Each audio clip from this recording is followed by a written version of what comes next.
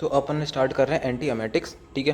तो anti emetics वो drugs होती हैं जो अपने वॉमिटिंग को रोकेगा, ठीक है। तो सबसे पहले देखते हैं नॉजिया वॉमिटिंग होता क्या है। तो nausea vomiting are protective reflex that help to remove toxic substance from the GIT, ठीक है। तो नॉजिया वॉमिटिंग अपनी प्रोटेक्टिव रिफ्लेक्स है बॉडी की, जो टॉक्सिक सब्सटेंस है बॉडी से रिमूव करने के लिए काम आती है, ठीक है। बॉडी को लगता है कुछ टॉक्सिसिटी हो रही है तो बॉडी चाहेगी कि रिमूव हो जाए वो, ठीक है।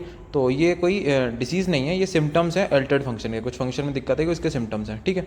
नॉजिया डिनोट करती feeling of impending vomiting, vomiting आने की फीलिंग को नॉजिया बोलते हैं। और जबकि वॉमिटिंग क्या होती है, forceful expulsion of content of the stomach and upper intestinal tract through the mouth. तो जो अपने स्टमक में और अपर इंटेस्टाइनल ट्रैक्ट में जो भी कंटेंट है उसके एक्सपल्सन को बोलते हैं वॉमिटिंग, ठीक है। फिर एमेटिक्स वो होते हैं जो ड्रग वॉमिटिंग इंड्यूस कर रहे हैं, है ना, जैसे कि मस्टर्ड, कॉमन सॉल्ट, आइपसैक और एपोमॉर्फिन, ये सब जो है वो वॉमिटिंग कराते हैं, ठीक है। अब मैकेनिज्म देखते हैं वॉमिटिंग होती कैसे है।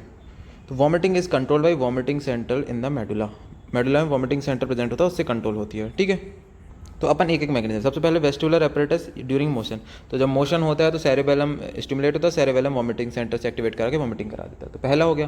फिर दूसरा हो सकता है कि स्मेल या पेन या फिर साइट या फिर कुछ साइकोजेनिक स्टिमुलस, कुछ भी इस तरीके से कॉर्टेक्स अगर स्टिमुलेट करता है तो कॉर्टेक्स भी वॉमिटिंग सेंटर को स्टिमुलेट कर सकता है। तो दो रीजन हो गए, ठीक है। अब तीसरा रीजन आता है CTZ रीजन। CTZ एक रीजन है जो कि ब्लड ब्रेन बैरियर के पीछे प्रेजेंट होता है, मतलब ब्लड ब्रेन बैरियर नहीं होता है, यहाँ पर ड्रग्स एक्ट कर सकती हैं, ठीक है। जनरली जो ब्रेन के स्ट्रक्चर है ब्लड ब्रेन बैरियर के अंदर है, लेकिन जो CTZ रीजन है वो बॉर्डर पे होता है, तो ब्लड एंड बैरियर के बॉर्डर पे मतलब कि ड्रग्स वहाँ पर नॉर्मली एक्ट कर सकते हैं। तो यहाँ पर M1 receptor, 5HT3 receptor, D2 receptor, H1 receptor, ये सब रिसेप्टर प्रेजेंट हो, तो जो भी ड्रग्स इस रिसेप्टर पे एक्ट करेंगे तो यहाँ पर एक्ट करके वो वॉमिटिंग करा सकती है। इसलिए जो वॉमिटिंग है ना वो सब ड्रग्स का साइड इफेक्ट होता है, ठीक है।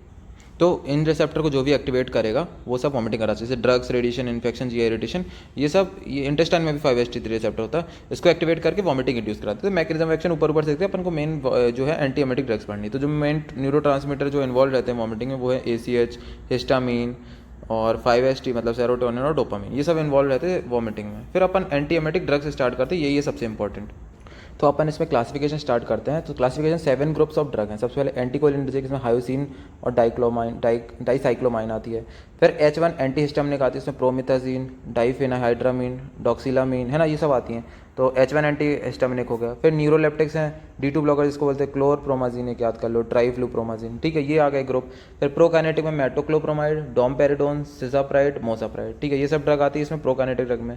5HT3 एंटागोनिस्ट में ऑन्डेंसेट्रॉन, ग्रेनीसेट्रॉन, पेलेनोसेट्रॉन और रेमोसेट्रॉन, ठीक है, ये सब आती हैं। फिर NK1 रिसेप्टर एंटागोनिस्ट में एप्रीपिटेंट और फोसाप्रीपिटेंट, ठीक है, तो ये दो ड्रग हैं, ये भी याद करनी है।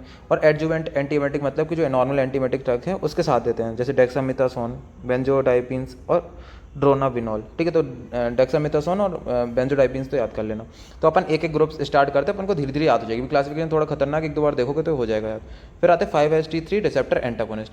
5HT3 रिसेप्टर कहाँ कहाँ प्रेजेंट था, एक तो अपने GIT में प्रेजेंट था, ठीक है, और एक अपना CTZ रीजन में प्रेजेंट था। तो ऑन्डेंसेट्रॉन जो है वो है अपनी प्रोटोटाइप ड्रग। तो 5HT3 में कौन कौन रहते हैं, ऑन्डेंसेट्रॉन, ग्रेनीसेट्रॉन, पेलेनोसेट्रॉन और रेमोसेट्रॉन।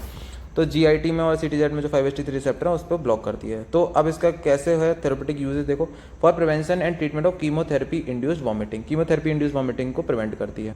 तो कैसे एंटी कैंसर ड्रग जो है वो टिश्यू डैमेज करती है, टिश्यू डैमेज करती है तो सेरोटोनिन वगैरह निकलता है। सेरोटोनिन कहाँ पर एक्ट करेगा, 5HT3 रिसेप्टर में, और CTZ जहाँ गट में करेगा और CTZ में करेगा और वॉमिटिंग करा देगा। तो अपना जो 5HT3 रिसेप्टर है उसको एंटागोनिस्ट जो है वो ब्लॉक कर देगा अपने किसको, CTZ रीजन के रिसेप्टर को और गट को भी, और वॉमिटिंग रोक लेगा। तो for prevention and treatment of chemotherapy induced vomiting. और also effective in pregnancy, post operative, post radiation, drug induced, इनसे रिलेटेड जितनी भी वॉमिटिंग है सबके कंट्रोल करने में काम आएगा। फिर जो ramosetron can be used in irritable bowel syndrome, है ना, ये जो सिंड्रोम है इसमें काम आता है अपना रेमोसेट्रॉन, ठीक है। हेडेक, डिजीनेस और डायरिया इसके साइड इफेक्ट हो गए, ठीक है। तो ये था अपना 5HT3 एंटागोनिस्ट, ठीक है। अब नेक्स्ट ग्रुप आता है प्रोकाइनेटिक ड्रग। प्रोकाइनेटिक ड्रग बहुत इंपॉर्टेंट है, मेटोक्लोप्रोमाइड से क्वेश्चन अलग से आ सकता है कि मेटोक्लोप्रोमाइड के बारे में बताओ। Drugs promote coordinated movement of upper GIT and fast and gastric emptying, तो वो है अपने प्रोकाइनेटिक ड्रग, ठीक है। कोऑर्डिनेटेड मूवमेंट कराने अपर GIT के और गैस्ट्रिक एम्पिटिन को फास्ट कराने। तो दो टाइप के ड्रग, सबसे पहले मेटोक्लोप्रोमाइड, डोमपेरिडोन, दो एग्जांपल ले लेते हैं, इनमें आपस में कॉन्ट्रास्ट भी आ सकता है। तो ये जो मेटोक्लोप्रोमाइड D2 रिसेप्टर को एंटागोनिस्ट करता है, 5HT3 को एंटागोनिस्ट करता है, जबकि डोमपेरिडोन सिर्फ D2 पे एंटागोनिस्ट है, ठीक है। जो मेटोक्लोप्रोमाइड है वो ब्लड ब्रेन बैरियर क्रॉस कर सकता है, पर डोमपेरिडोन ब्लड ब्रेन क्रॉस नहीं करता है, ठीक है। अब एक्शन देखते हैं कि मेटोक्लोप्रोमाइड एक्शन कैसे करता है। तो सबसे पहले मेटोक्लोप्रोमाइड का प्रोकाइनेटिक इफेक्ट देते हैं। प्रोकाइनेटिक इफेक्ट का मतलब ये होता है कि अपर जीआईटी में कुछ ऐसा इफेक्ट जिससे कि वॉमिटिंग इंड्यूस ना हो, ठीक है। सबसे पहले increase tone of lower oesophageal sphincter, तो लोअर ईसोफेजियल स्फिंक्टर की अगर टोन बढ़ जाएगी तो जो कंटेंट है वो बाहर की तरफ नहीं निकल पाएगा, ठीक है। फिर relax the pyloric sphincter and duodenal valve, pyloric sphincter को रिलैक्स करके रखेगा जिससे गैस्ट्रिक एम्पटिंग अच्छे से होगी। फिर increase the peristaltic movement of upper GIT, peristaltic movement ज़्यादा होगी तो नीचे की तरफ जाएगा। तो ये सारे जो तीनों फीचर है ना, जो तीनों काम है, ये प्रोकाइनेटिक इफेक्ट है मेटोक्लोप्रोमाइड का। फिर एक होता है सेंट्रल इफेक्ट जो अपने सीटीजेड रीजन है वहाँ पर 5HT3 और D2 ये सब रिसेप्टर है, D2 को भी एंटागोनिस्ट कर रहा है, 5HT3 कर रहा है, तो जिससे कि ब्लॉक हो जा रहा है और एंटीएमेटिक इफेक्ट आ रहा है। और ये जो मेटोक्लोप्रोमाइड है ना, हायर कंसंट्रेशन में जो अपने ब्रेन में D2 रिसेप्टर को ब्लॉक कर देता है बेसल गैंग्लिया में, तो एक्स्ट्रा पिरामिडल सिम्टम दिखा ये इसके साइड इफेक्ट है। फिर यही फार्माकोकाइनेटिक्स में ओरली देते हैं, ब्लड में क्रॉस कर जाएगा, शॉर्ट हाफ लाइफ होती है 4 घंटे के लगभग, और मेटाबोलाइज लीवर से होता है और एक्सक्रीशन यूरिन से हो जाएगा। तो ये हो गया नॉर्मल इसकी मैकेनिज्म। मेटोक्लोप्रोमाइड अलग से याद कर सकते हैं क्योंकि 5 नंबर में आ सकता है। फिर थेरेपेटिक यूजेस में इसके एंटीएमेटिक है, ठीक है, डिसीज एसोसिएटेड वॉमिटिंग, और फिर drug induce vomiting, post operative vomiting, cancer chemotherapy induce vomiting, तो ये 4 वॉमिटिंग में काम आ गया। जड़ में काम आ जाएगा अपने, जड़ के ट्रीटमेंट में, ठीक है। इंट्रैक्टेबल हिकअप्स हो रहे हैं उसके ट्रीटमेंट में। तो नेक्स्ट है अपना stimulate gastric emptying during radiological procedure before general anaesthesia and emergency. General anaesthesia देने के पहले भी अपन ये ड्रग देते हैं, और रेडियोलॉजिकल कुछ प्रोसीजर करना होता है तो ये क्या करेगा, गैस्ट्रिक एम्पटिंग को प्रमोट करेगा, ठीक है। फिर उसके बाद आता है एडवर्स इफेक्ट। एडवर्स इफेक्ट में आता है ड्राउजीनेस, डिजीनेस और डायरिया, ये 3 चीज़ें कराता है, ठीक है। फिर D2 रिसेप्टर को ब्लॉक करके एक तो एक्यूट डिस्टोनिया करा सकता है, EPS करा देगा, एक्स्ट्रा पिरामिडल सिम्टम देखा था। फिर D2 रिसेप्टर ब्लॉक से पार्किंसोनिज्म भी करा देगा, ठीक है। तो ये सारे इफेक्ट आ जाएंगे अपने सेंट्रल साइड इफेक्ट हैं, ठीक है। लॉन्ग टर्म यूज से गायनेकोमेस्टिया और मेंस्ट्रुअल साइकिल में रेगुलरिटी करा देगा, ठीक है। तो इसके साइड इफेक्ट थोड़े ज़्यादा ही खतरनाक है मेटोक्लोप्रोमाइड के, ठीक है। तो एक तो drowsiness, dizziness, diarrhoea, acute dystonia, EPS और D2 रिसेप्टर ब्लॉक, ठीक है। लॉन्ग टर्म यूज से गायनेकोमेस्टिया, मेंस्ट्रुअल इरेगुलरिटी आ जाती है। फिर मेटोक्लोप्रोमाइड का ड्रग इंटरेक्शन देख लेते हैं। तो ये किसका, ये एब्जॉर्प्शन एक्सेलरेट कराता है डाइजिपाम का और रिड्यूस कराता है डाइजॉक्सिन का, ठीक है। तो अपन ने इसलिए इसको अच्छे से देखा क्योंकि अलग से 5 नंबर में आ सकता है, तो मेटोक्लोप्रोमाइड को अलग से अपन ने देख लिया अच्छे से। फिर नेक्स्ट आता है एंटीकोलिनर्जिक। अब छोटे छोटे एंटीकोलिनर्जिक में अपना स्कोपोलामाइन आया था जो कि ड्रग ऑफ चॉइस है मोशन सिकनेस के लिए।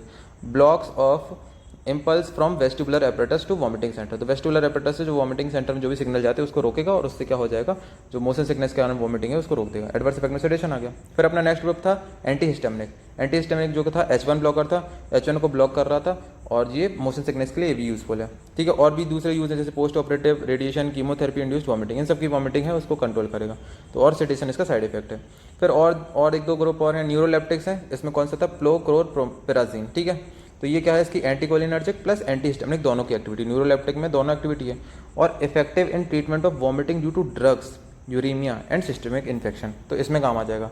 फिर नेक्स्ट आता है neurokinin receptor antagonist, N K receptor blocker भी बोलते हैं। तो ये सब्सटेंस पी है ना, उसको ब्लॉक करती जो सीटीजेड रीजन पे एक्ट करके वॉमिटिंग करा रही थी उसको रोकेगी। तो बस इसका एक ही नाम याद है, मतलब एक ही लाइन याद करनी है। फिर कुछ आते हैं एडजुवेंट एंटीएमेटिक्स, मतलब कि नॉर्मल जो एंटीएमेटिक है उसके साथ देते कॉम्बिनेशन में, ठीक है। तो ग्लूकोकॉर्टिकॉइड है यूज्ड विद कॉम्बिनेशन विद ऑन्डेंसेट्रोन और मेटोक्लोप्रोमाइड। तो ग्लूकोकॉर्टिकॉइड्स को भी दे सकते हैं या फिर बेंजोडाइपिन्स को भी दे सकते हैं, जिससे कि ये साथ में एक्ट करते हैं, ठीक है। एक बार क्लासिफिकेशन फिर से देख लेते हैं। तो क्लासिफिकेशन में क्या था, सबसे पहले एंटीकोलिनर्जिक में हायोसिन हो गया मोशन सिकनेस के लिए, H1 एंटीहिस्टामिनिक में प्रोमेथाजिन, डाइफेनाहाइड्रामीन, न्यूरोलेप्टिक्स में अपना क्लोप्रोमाजिन, टाइफ्लूप्रोमाजिन, प्रोकाइनेटिक ड्रग में मेटोक्लोप्रोमाइड, डोमपेरिडोन, सिजाफ्राइड, मोसाफ्राइड, ठीक है। 5HT3 एंटागोनिस्ट में ऑन्डेंसेट्रोन, ग्रेनिसेट्रोन, पेलानोसेट्रोन, रेमोसेट्रोन। एन के रिसेप्टर एंटागोनिस्ट में एप्रीपिटेंट, फोसाप्रिटेंट। और एडजुवेंट एंटीएमेटिक्स में आता था डेक्सामेथासोन, बेंजोडाइपिन। डेक्सामेथासोन वही अपना ग्लूकोकॉर्टिकॉइड, ठीक है। तो ये अपन को ये ड्रग्स देनी है एंटीएमेटिक में, क्लासिफिकेशन अच्छे से याद कर लेना, और ये काफ़ी इंपॉर्टेंट एंटीएमेटिक से क्वेश्चन बन सकते हैं। मेटोक्लोप्रोमाइड भी पढ़ लेना अच्छे से, और दोनों का डिफरेंस मेटोक्लोप्रोमाइड और डोमपेरिडोन में, ठीक है। Thank you.